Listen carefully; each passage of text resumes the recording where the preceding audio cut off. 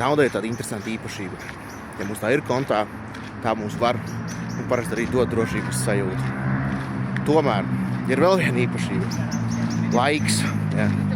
Šī drošība var būt salīdzinoši īsā termiņā. Mēneši, gadi. Ja mums viena tā pati naudas summa ir kontā 5 gadus, 10 gadus, tad šī drošība var būt iluzora. Ja mēs visi zinām, ka ir inflācija, jā, naudas summa kontā paliek tā pati. Bet, kā mēs zinām, nopirkt var mazāk.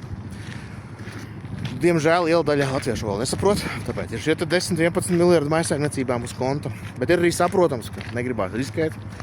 Īstermiņa drošība un šī sajūta ņem virsroku. Un, lai spērtu soļus finanšu tirgos, ir jau jāuzņemās mazliet arī risks.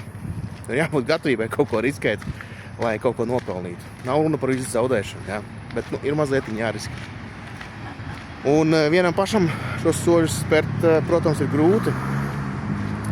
Tāpat kā bērnu, kad aizved kādu jaunu pulciņu vai nodarbību vēl kaut kur, ir forši ir kāds otrs bērns, kas pienāk un aiz rociņas ieved iekšā un ieved bariņā, vai ne? Un tāpat arī investīciju pasaulē. Jā, drosmīgie paši vienmēr atrod ceļu, bet pārējiem tomēr to rociņu vajag.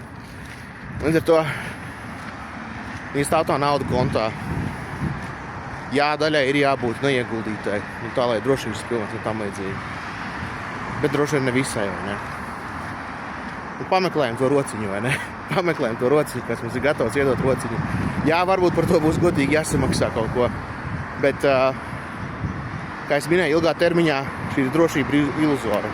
Ja pirktspēja zūd, faktiski mēs varam nopirkt mazāk. Un tas neveido jēgu, ja mēs šodien atliekam patēriņu, šodien neiztērējam par to, lai nākotnē nopirkt mazāk. Gribētu taču nopirkt vairāk. Vai ne?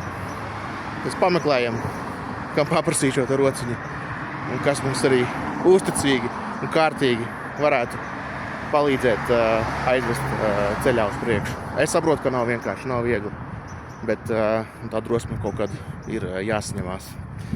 Tā tas citādāk pie turīgam, protams, nenonākt.